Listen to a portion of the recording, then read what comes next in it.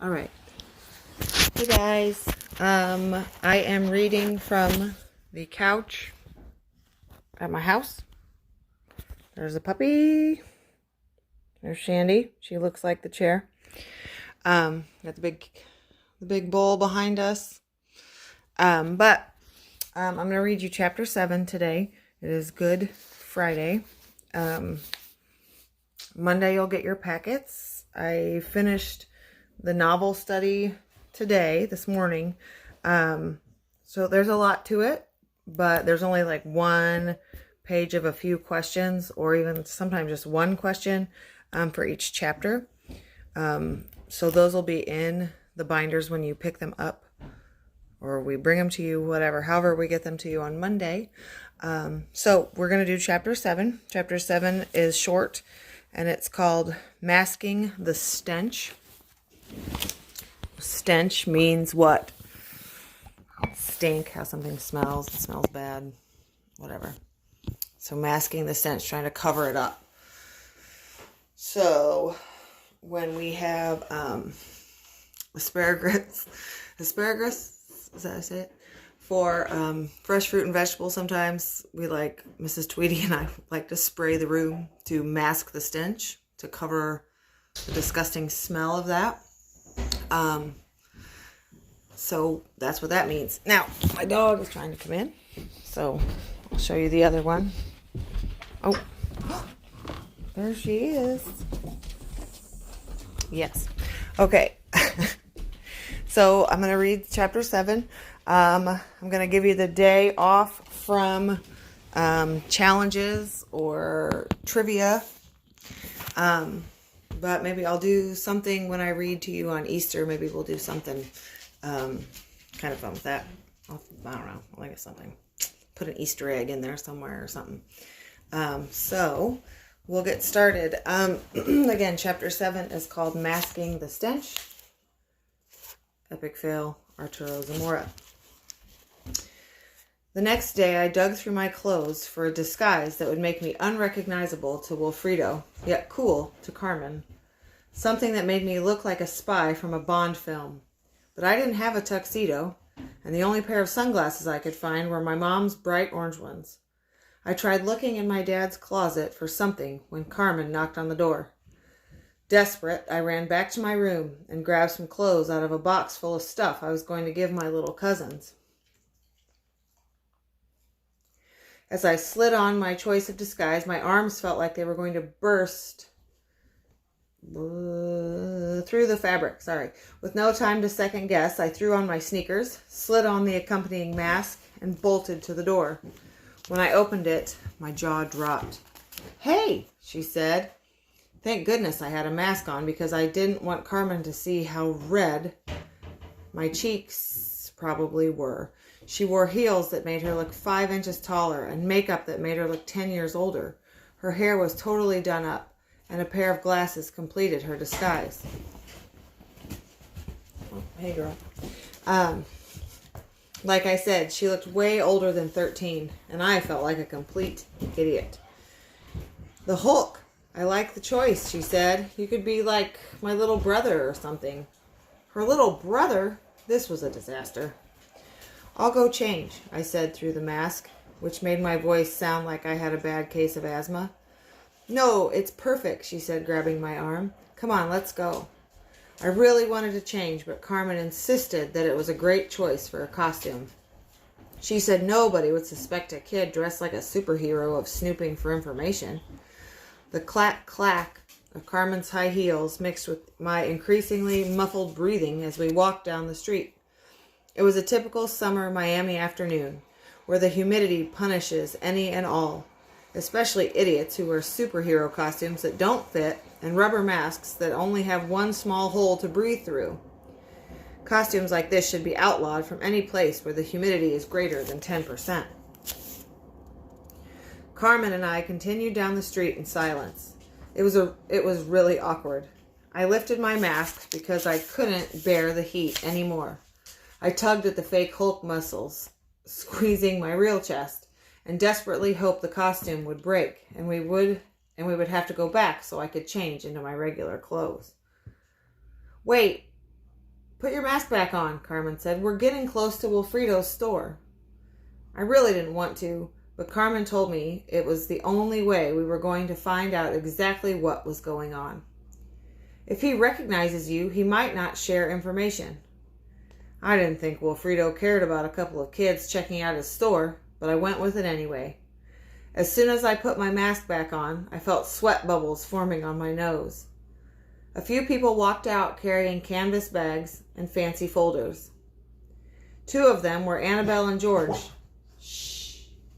The young couple... Quit. Stop. Shh. Quiet.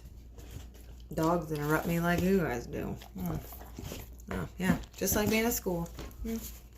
Okay. A beep beep made Carmen and me jump out of the way. It was Bicycle Bill in his tricked out three-wheeler bike with a basket that carried a huge speaker, and his toy poodle Henry, who had a large picture and had a large picture of Celia Cruz taped to the front. Nobody really knew where Bicycle Bill lived or even where he'd come from, but he had been a fixture of Canal Grove for as long as I could remember. He ate dinner at La Cocina at least once a month. He never said more than 3 words when he ate. Hola, gracias, okie dokie. Bicycle Bill turned off the speakers and chained his bike and took Henry inside. Maybe Bicycle Bill is like our Butch, Justin. Raggedy. I glanced at Wilfredo's store closely for the first time. The inside was bright white, and through the window you could see a huge mural with 2 gold peas in the middle. Oh no. Kyle. Yeah. Get Shandy.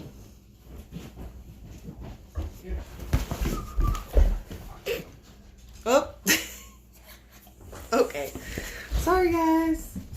Just gonna push through this.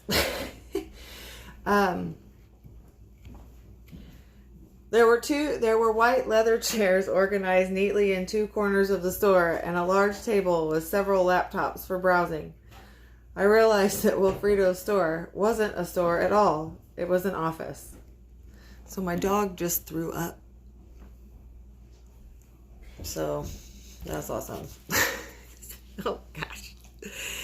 Okay, an office having a party. People picked at a buffet table filled with sweet and savory pastelitos and cups of cafecito. There was a huge replica of a city near the window. It looked like my neighborhood, only it had a huge tower at the corner of what was Main Street. No me gusta eso, Bicycle Bill blurted out as he walked back outside. Nah. I guess he knew more than 3 words after all. Carmen whispered something to me, but I couldn't hear her over my loud, heavy breathing. She whispered again as we went inside, but I still couldn't hear her. Air conditioning blasted through the holes in my mask, instantly cooling my costume and drying my sweat. I paused for a few seconds to take in the gloriousness. Arturo! Huh? Oh, sorry. I said I was dying out there. Try walking 5 blocks in heels in this heat, Carmen said. It seemed like everyone... Okay. Oh, yep.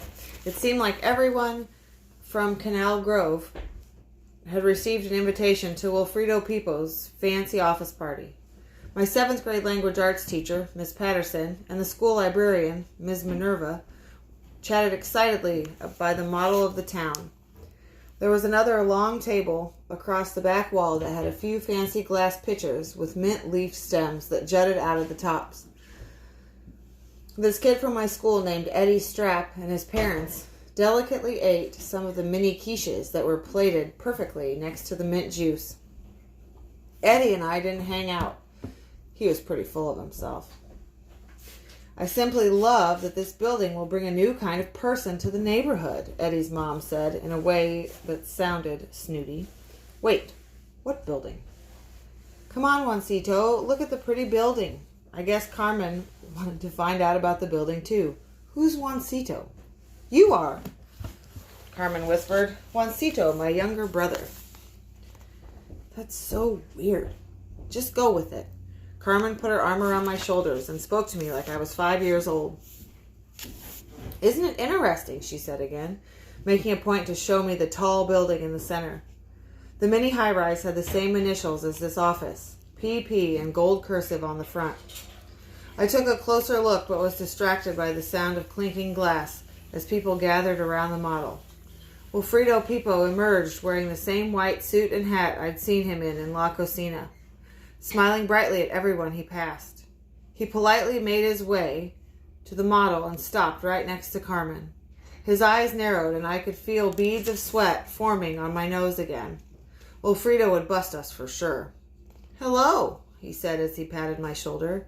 I mumbled and looked away at the model. Carmen held her hand out and pulled me close. "He likes your display." "Excellent. I'm very glad," Wilfredo said. He turned to Carmen and smiled. "What a nice kid. Now, if you'll excuse me, I must address the room." He tapped his glass again and started. "Everyone, I am new to town and can say that the people of this neighborhood are truly wonderful." To make his point, Wilfredo put his arm around me and almost knocked off my mask. I mumbled again, shifting around and trying to keep my face hidden. Even if Wilfredo didn't recognize me, every neighbor in this room would. "Oh, I'm sorry," he said. "Here, let me help you adjust that." "No!" Carmen yelled and stood between us. "I'm sorry. He just doesn't like anyone touching his mask. Isn't that right, Juancito?" I nodded and Wilfredo took his arm off me. "I'm so sorry. My sincerest apologies." It happened very quickly, but I could have sworn Wilfredo rolled his eyes as he apologized. As I was saying, this is a beautiful town, full of beautiful, hard-working people. I looked around and took in the crowd. He was right. "So it is with this," Wilfredo continued, "that I hope to make a contribution to the neighborhood, presenting a new facility to reward your hard work and make your community even stronger." Wilfredo pointed to the high-rise in the display. "In the next few weeks, I will be speaking with all of you and showing you how this building, Pipo Place, will be the cornerstone and future of this community." Carmen and I were pushed to the side as the crowd moved in closer to the model. "This multi-use building is a state-of-the-art property designed to fit your every need. It will include a high-end grocery store, personalized parking for residents who live on the upper floors, a 10,000 square foot gym, spa, and Olympic-sized pool, and a therapy center with free spin classes and daily yoga." "For everyone who lives in Canal Grove?" Eddie's mom asked excitedly. "No, unfortunately. But anyone in the neighborhood can apply to become members and have access to many of the facilities." "Many or all?" "Many," Wilfredo said, still smiling brightly. "May I continue?" Wilfredo pointed to each section of the building and continued to describe one incredible thing after another. "There will be a rooftop lounge so patrons can enjoy the views of the water. Cafes on 5 floors so residents and members don't have to go down the street to get their morning cafecitos, like I know you all love." The crowd nodded in agreement. They seemed to marvel at what Pipo Place would contain. "So," he said, suddenly serious, "this is a place I'm confident the neighborhood and community will love, and hopefully it's just the beginning. Think of the possibilities. This building will attract more people to the neighborhood. It will create jobs, bring money into the community, and add a level of luxury that the town deserves. Pipo Place will be the crown jewel of Canal Grove." Carmen looked like she had just eaten a really disgusting cookie and couldn't understand why everyone else thought it was delicious. "Well," said Wilfredo, putting his hands together in a prayer pose, "a very important vote is happening in a few weeks, one that will change the face of Canal Grove and provide a new and exciting opportunity for the wonderful citizens of this community. Can I count on your support? Will you let your city council know how much you want Pipo Place?" I watched as people applauded. Our city commissioner, Tomas Garcia, patted Wilfredo's shoulder. Eddie's mom looked at Eddie and nodded. My teachers smiled as if they had just heard the most wonderful news. Perfecto. Now, please enjoy the food and cafecito, and don't leave without these leather tote bags specially made from the finest cows in all of Argentina. Carmen and I watched as Wilfredo mixed and mingled. I glanced at the mini version of Main Street and had to admit, People Place looked nice. A huge building in the neighborhood couldn't be all that bad, could it? The model had a tiny version of 2 scoops. All the people living at People Place would surely go buy ice cream. I saw the little Spanish columns and gated entrance of books and more books. Everyone's favorite bookstore would get more visitors. The boutique clothing stores, several neighborhood art galleries, and other local restaurants and cafes were all part of the model. People Place would bring people closer to Main Street, more hungry customers for La Cocina de Isla. Except La Cocina didn't seem to be part of the model. I looked at Carmen through my rubber mask and tugged at her dress to get her attention. "Where's La Cocina in the display?" I whispered. Carmen's eyes widened. In this version of town, People Place took over the entire corner of Main Street. La Cocina de Isla was nowhere to be found. My skin felt hot, my stomach dropped, and I had trouble breathing again. Not even the AC could calm me down. I turned to walk out of Wilfredo's office when I felt a tug at my shoulder. "Wait, little boy," Wilfredo said. "Take this as a token of my thanks."